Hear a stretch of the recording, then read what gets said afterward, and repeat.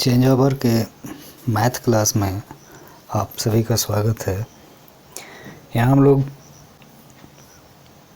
घातांक और घात के विषय में पढ़ने जा रहे हैं। इसे दो पार्ट में बांटा गया है। पहले पार्ट में घात और घातांक का अर्थ, इसे लिखने का तरीका, इसे पढ़ने का तरीका, इसकी ज़रूरत क्यों पड़ी, इस पर चर्चा की गई है। दूसरे पार्ट में धनात्मक घातांक, ऋणात्मक घातांक और घातांक का जोड़, घटाव, गुना, भाग और इसके सूत्र पर चर्चा की गई है। उम्मीद है कि आप इस चैप्टर को पार्ट 1 से देख रहे हैं। घातांक चैप्टर को जो शुरू करने जा रहे हैं उसके लिए ये वीडियो बहुत ही उपयोगी है। आइए देखते हैं इस पार्ट में हम लोग क्या देखते हैं। चेंज ओवर के मैथ क्लास में आप लोगों का स्वागत है। हम लोग घात चैप्टर देख रहे हैं। आज एक महत्वपूर्ण बिंदु पर हम लोग चर्चा करेंगे, धनात्मक घात, ऋणात्मक घात। यहाँ हम लोग देखेंगे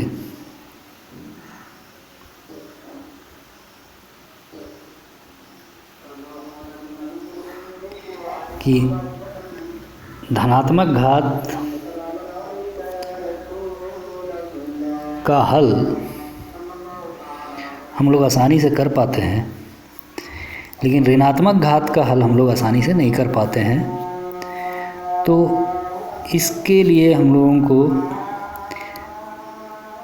एक काम करना पड़ता है, यानी ऋणात्मक घात को हम लोग को धनात्मक घात में बदलना होता है। तो हम लोग कुछ धनात्मक घात के उदाहरण यहाँ देख लेते हैं। यहाँ 3 घातांक लिया गया है। पहला घातांक है 2 का पावर 3, दूसरा घातांक है 4 का पावर 3, तीसरा घातांक है 3 का पावर 2। हम लोग यहाँ देखेंगे कि 2 का पावर 3 में घात क्या है, तो इसका घात 3 है। और ये 3 क्या है, तो यहाँ देखते हैं कि 3 एक धनात्मक संख्या है, यानी इसके आगे प्लस का चिन्ह छिपा हुआ है, इसीलिए हम लोग इसको बोलेंगे धनात्मक घात। इसी तरह से 4 का पावर 3 है, तो इसमें घात कितना है, इसमें घात 3 है, ये भी प्लस में है, इसका मतलब है कि ये भी धनात्मक घात में है। 3 का पावर 2, इसमें क्या है, इसमें घात 2 है, यानी प्लस 2 है, इसका मतलब ये भी धनात्मक घात है। अगर हम लोग यहाँ एक उदाहरण देखें, यहाँ 2 का पावर -3, तो यहाँ देखेंगे कि इसमें घात -3 है, इसका मतलब ये ऋणात्मक घात, यहाँ पर ऋणात्मक घात है। तो तुरंत हम लोग इसको क्या करेंगे, हम लोग धनात्मक घात में बदलेंगे।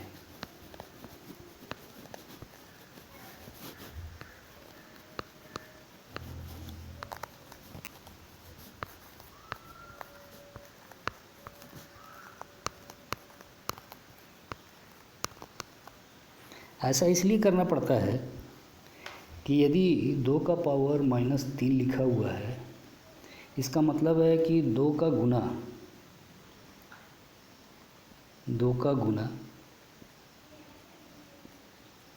-3 बार,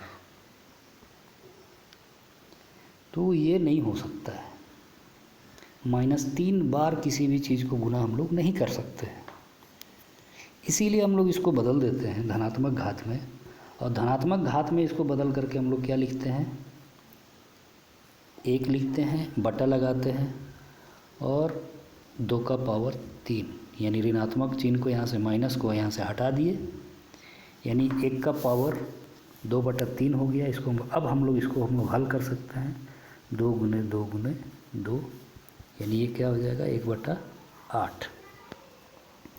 कहने का मतलब है, यहाँ एक चीज़ हम लोग फाइंड करते हैं, अगर 2 का पावर 3 है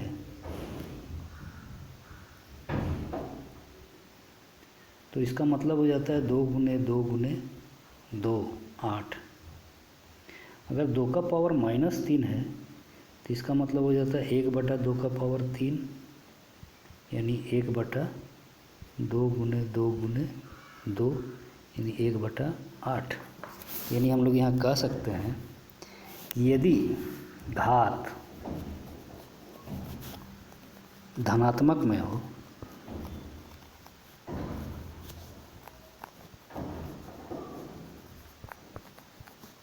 तो वैल्यू यानी इसका मूल्य यानी इसका मान क्या होता है, मान में बढ़ोतरी होती है।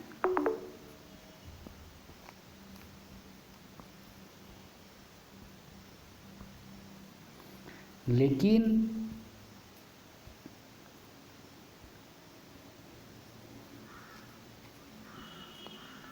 जब घात ऋणात्मक हो, ऋणात्मक यानी माइनस हो, तो उसका मान बढ़ता नहीं है बल्कि उसका मान घटता चला जाता है।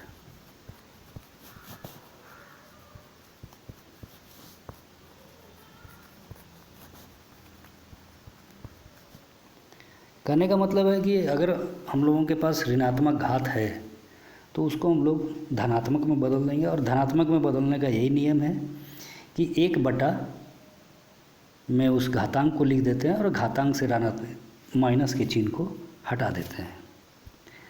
अब हम लोग एक और दूसरे नए चीज़ पर हम लोग चलेंगे। यदि 2 घातांक की संख्या है तो दोनों घातांक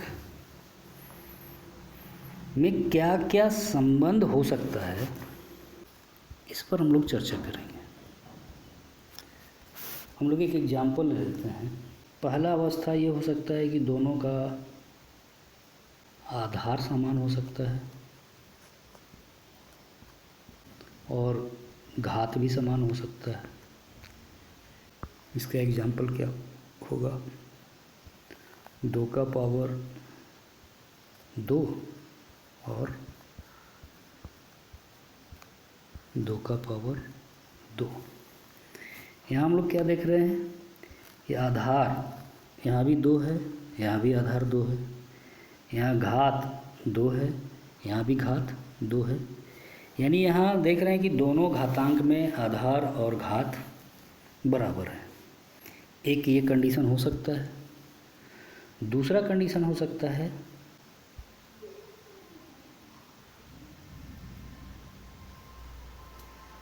आधार अलग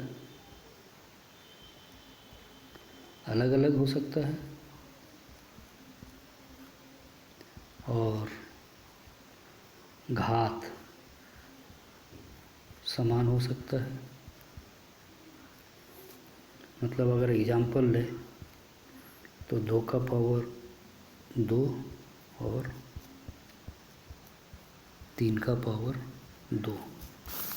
यहाँ देख रहे हैं हम लोग कि आधार अलग अलग है। यहाँ आधार 2 है, यहाँ आधार 3 है, लेकिन घात यहाँ 2 है और यहाँ भी घात 2 है। यानी यहाँ आधार अलग है लेकिन घात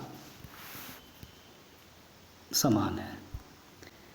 तीसरा कंडीशन हो सकता है कि आधार अलग अलग और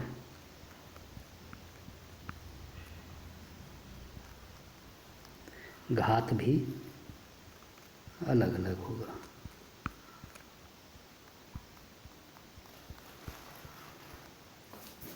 एग्जाम्पल इसका क्या होगा, यानी आधार भी अलग है, यानी 2 का पावर 2 और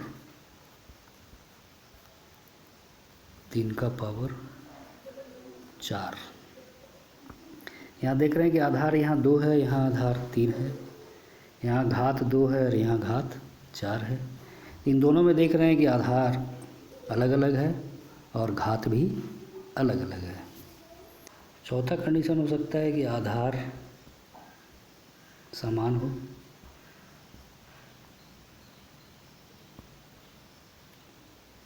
और घात अलग अलग हो।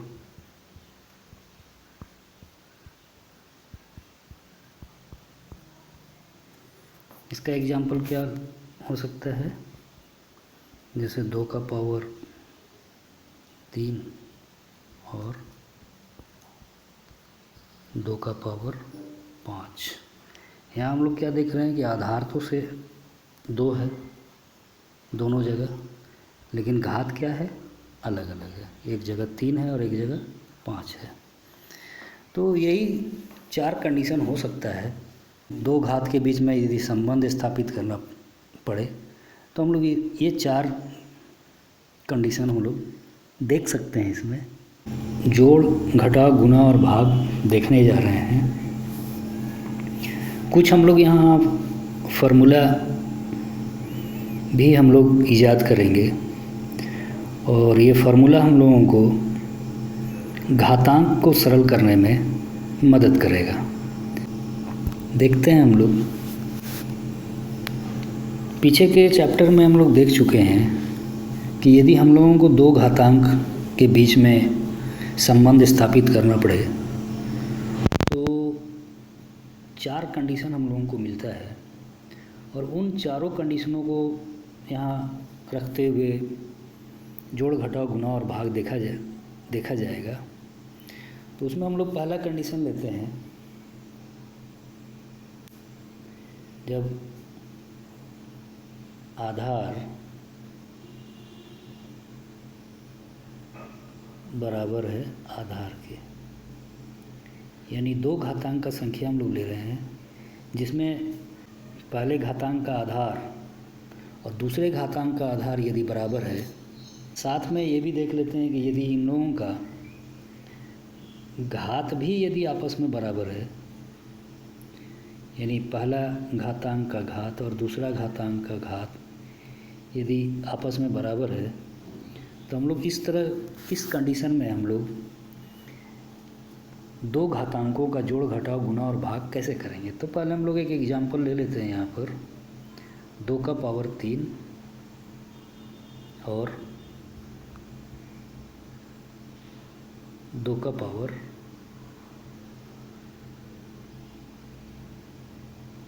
3। यहाँ हम लोग देख रहे हैं कि दोनों का आधार और घात बराबर है। इनको हम लोग कैसे जोड़ेंगे, कैसे घटाएंगे, कैसे गुना करेंगे, कैसे भाग करेंगे, हम लोग यहाँ देखते हैं। अगर इन लोगों को जोड़ना पड़े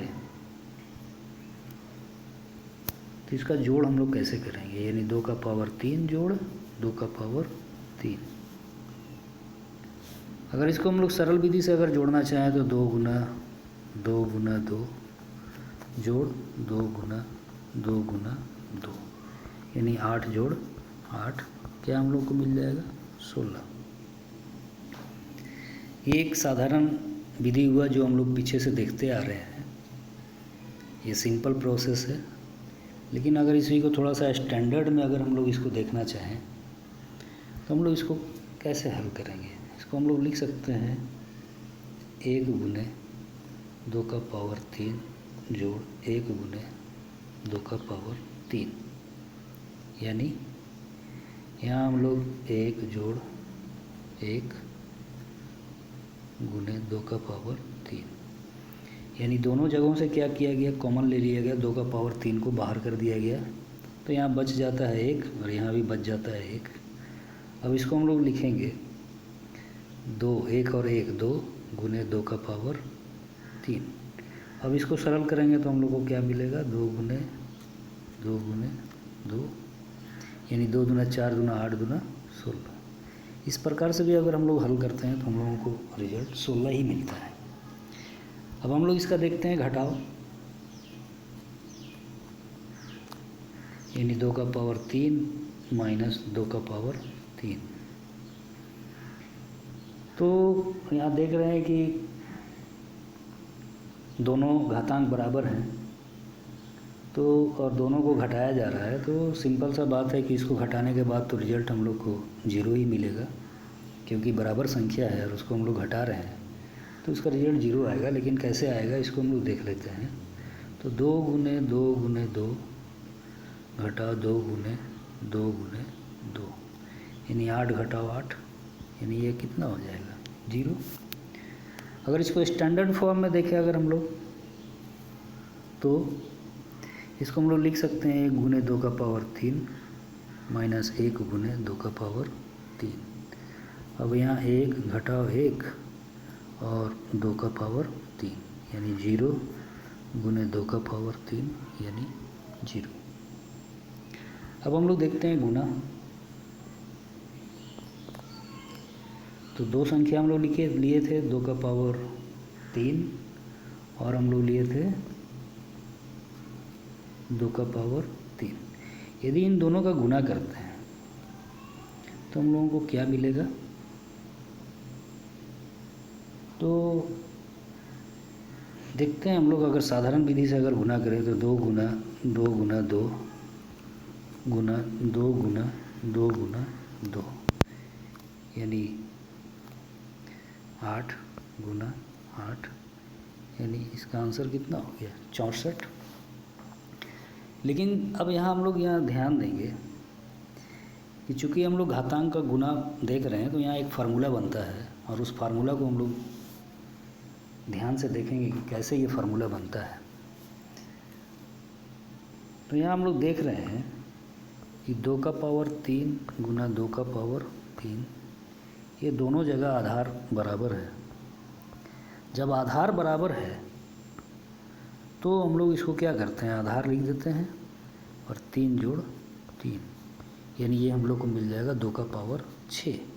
जब इसको हम लोग सॉल्व करेंगे, जब इसको सरल करेंगे, तो 2 का गुना 6 बार,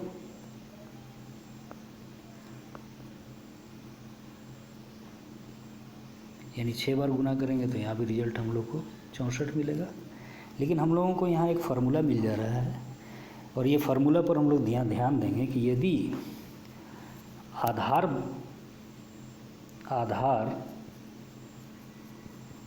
समान है तो गुना की क्रिया में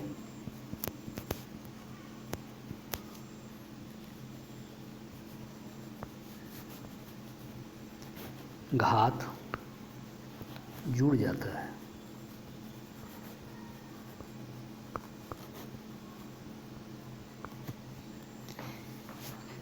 इस बात को हम लोग याद रखेंगे कि आधार समान है तो गुना की क्रिया में आधार घात क्या हो जाता है, जुड़ जाता है।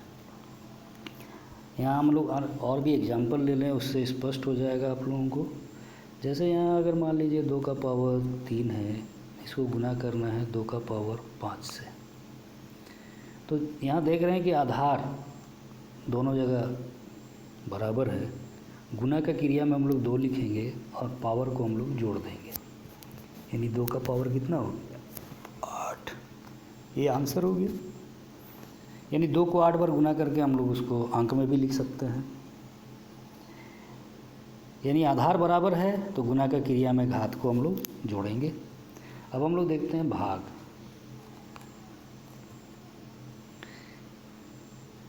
यहाँ देख रहे हैं कि हम लोग दोनों उदाहरण लिए थे 2 का पावर 3 और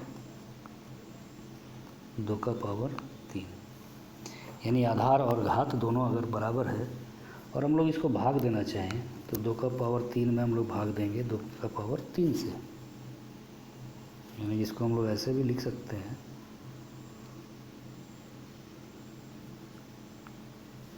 क्या मिलेगा हम लोग को, 2 का पावर 3 में 2 का पावर 3 से भाग अगर देते हैं तो ऊपर नीचे की संख्या बराबर है तो इसका रिजल्ट 1 आएगा। हम लोग इसको दूसरे तरह से भी देख सकते हैं कि आखिर 1 क्यों आता है। तो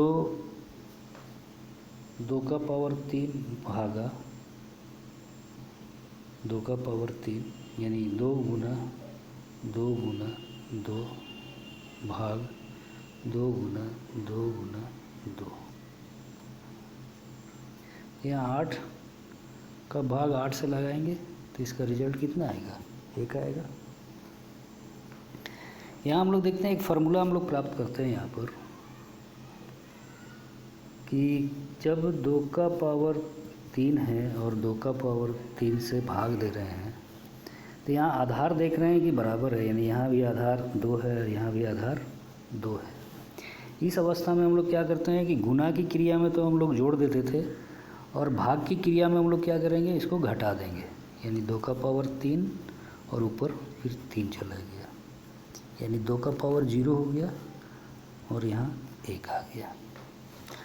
यहाँ हम लोग एक और बात पर ध्यान देंगे, दोनों बातों को मैं यहाँ लिख देता हूँ कि यदि आधार समान है तो भाग की क्रिया में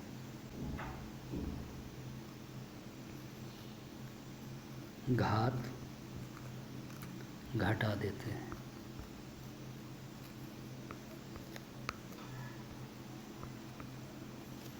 यानी वहाँ हम लोग देखे थे 2 का पावर 3 और फिर 2 का पावर 3, तो क्या किए थे, घात को यहाँ घटा देंगे, यानी 2 का पावर 0 और यहाँ 1 हम लोग को मिलेगा। यहाँ हम लोग एक बात और देख रहे हैं कि किसी संख्या का पावर यदि 0 है तो उसका मान 1 होगा।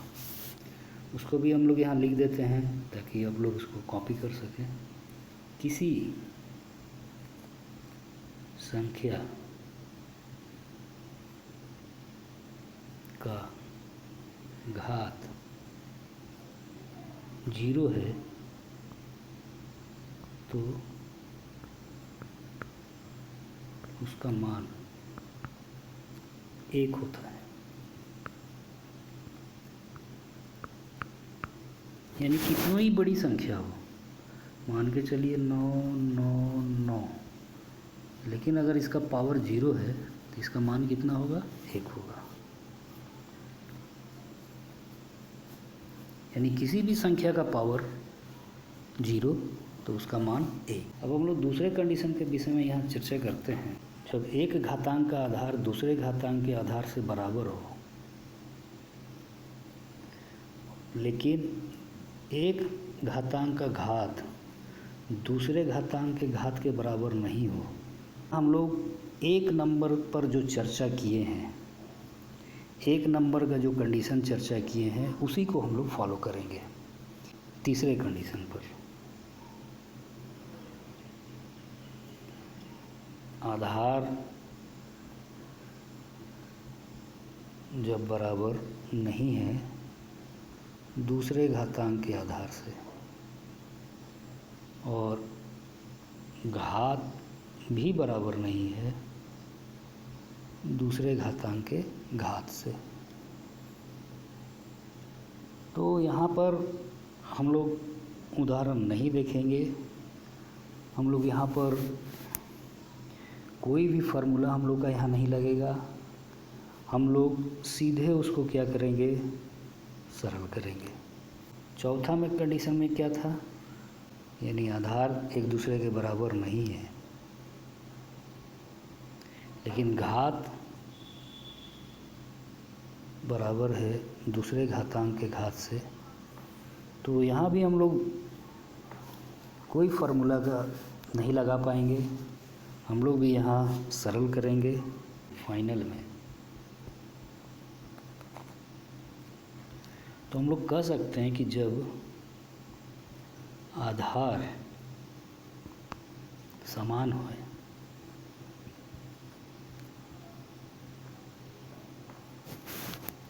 घात कुछ भी हो रहे, यानी घात कुछ भी रहे,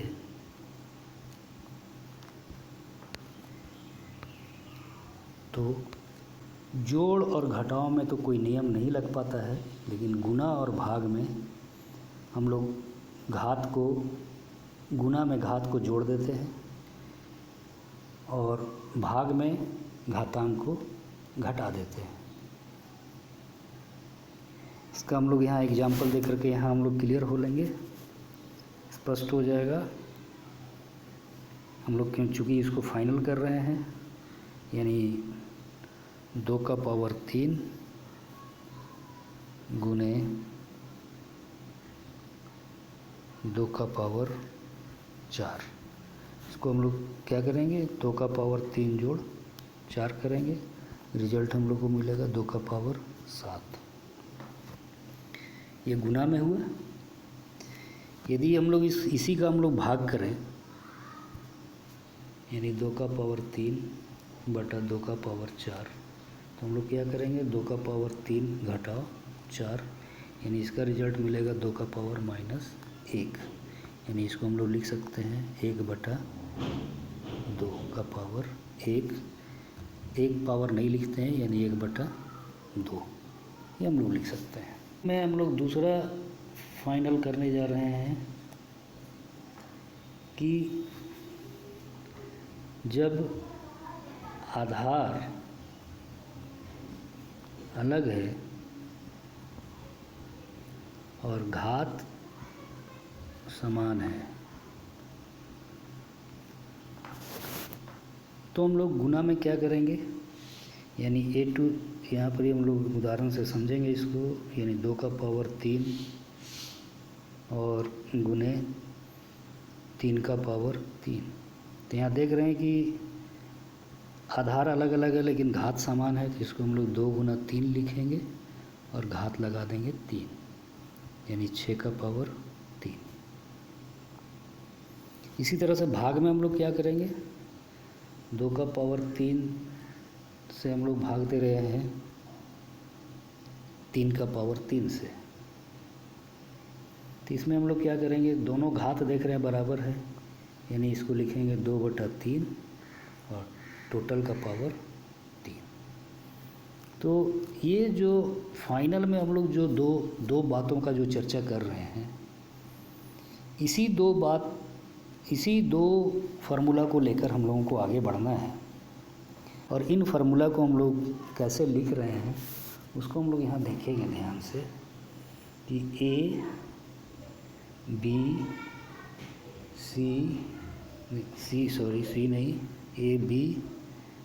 M और N, मान लीजिए ये पूर्णांक है। पूर्णांक मतलब इसमें धनात्मक संख्या भी है और ऋणात्मक संख्या भी है। तो हम लोग फार्मूला के रूप में अगर इसको लिखना चाहें तो A to the power M गुने A to the power N, तो इसको हम लोग कैसे लिखेंगे, A to the power M plus N। यदि A टू दी पावर, ये दूसरा होगा A to the power M भागा A to the power N, मतलब इसको लिखेंगे A to the power M minus N। यहाँ क्या था, आधार समान है लेकिन घात अलग अलग है। तीसरा में देखेंगे A to the power M गुने B to the power M। यहाँ आधार अलग है लेकिन घात समान है, तो A गुने B का पावर M। चौथा हम लोग देखेंगे A to the power M भागा B to the power M। तो हम लोग यहाँ देख रहे हैं घात बराबर है, तो A बटा B और इसका घात M। पांचवा फार्मूला हम लोग यहाँ देख लेते हैं। यदि A का पावर M है, फिर इसका पावर यदि N है, फिर इसका पावर यदि O है और फिर इसका पावर यदि P है, तो हम लोग इसको कैसे सरल करेंगे, इसको सरल करेंगे तो A का पावर M गुने N गुने O गुने P करेंगे और हम लोग इसको सरल कर लेंगे। इसी तरह से छठा फार्मूला इसका क्या होगा कि A to the power minus M है, तो इसको धनात्मक में बदलने के लिए 1 बटा A to the power M कर देंगे। सातवां में देखते हैं, अगर A टू दी पावर 0 है इसका मान 1 होगा। अगर 0 का पावर, अगर कोई संख्या है तो उसका मान 0 होगा, और यदि 0 का पावर 0 है तो उसका मान 1 होगा।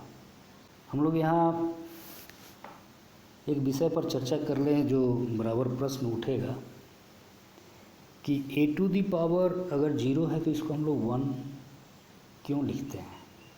ए to the power minus m है तो इसको हम लोग 1/a to the power m क्यों लिखते हैं।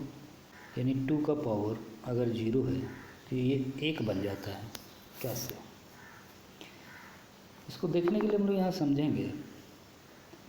यहाँ कोई भी घात ले लेते हैं 2 का पावर 3 बटा 2 का पावर 3।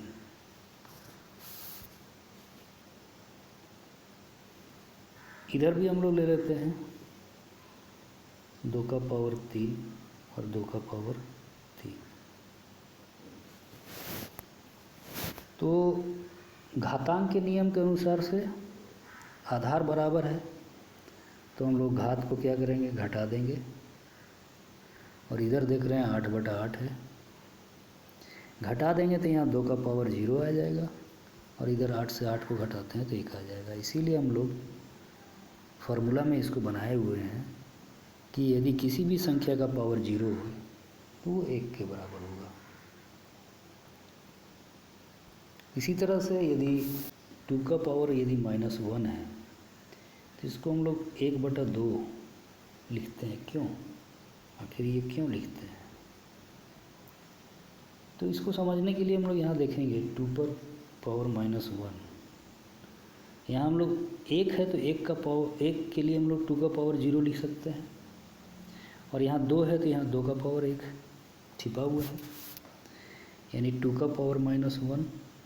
और यहाँ आधार बराबर है, अब इसको हम लोग घटा देंगे यानी 0 -1 यानी 2 का पावर -1 और यहाँ भी 2 का पावर हो गया -1 यानी इसको हम लोग लिख सकते हैं 1/2। तो यहाँ क्यों हो रहा है ये आपको समझ में आ रहा होगा। एक और प्रश्न यहाँ आप लोगों को शंका में डालेगा कि 0 का पावर 0 1 क्यों। यहाँ समझने का बात है कि ये इस 0 को हम लोग अंक माने हैं, इस 0 को हम लोग अंक माने हैं। 0 अंक है भी, तो किसी भी अंक का पावर 0 वो 1 के बराबर होता है। और एक पहलू यहाँ छूटता है, जिसे मैं बताना चाहूँगा कि यदि 0 अंक का दोहराव अगर बार बार हो रहा है तो उस तरह के प्रश्न को बनाना बड़ा आसान हो जाता है। यदि 10 गुना 10 गुना 10 गुना 10 लिखा हुआ है तो यहाँ देख रहे हैं कि 1 पर 0 लिखा गया है। यहाँ 10 का पावर यानी 10 का गुना 4 बार है, यानी 10 का पावर 4 लिखेंगे हम लोग। अगर इसी को हम लोग उल्टा कर दें या इसी को हम लोग दूसरा एग्जाम्पल ले लें, यानी 10 टू दी पावर 5 लिखा हुआ है, यानी 1 पर हम लोग कितना 0 लगा देंगे, 5 0 लगा देंगे। यानी अगर इस रूप में इससे अगर बदलना चाहेंगे तो 10 का गुना 5 बार है।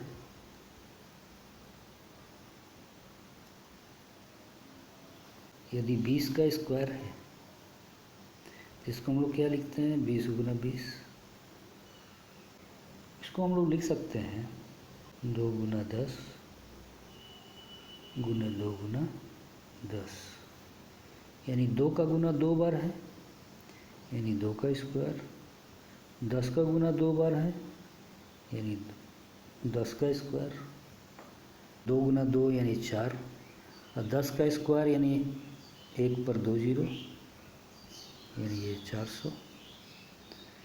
तो यदि 0 लगा हो तो इसको हल करने में आसानी हो जाता है। हम लोग इसको दूसरे उदाहरण से भी समझ लें, जैसे 400 का स्क्वायर निकालना हो तो इसको हम लोग लिख सकते हैं 4 गुना 100 का स्क्वायर। तो 4 का स्क्वायर और 100 का स्क्वायर। 4 का स्क्वायर 16 और 100 का स्क्वायर है, मतलब 100 पर और 2 0 लगा देंगे हम लोग, यानी 100 का 2 बार गुना करना है तो 2 जीरो और लगा दिए, यानी ये हो गया 16 गुने 10,000 माने 16 पर 4 जीरो, ये आंसर हुआ।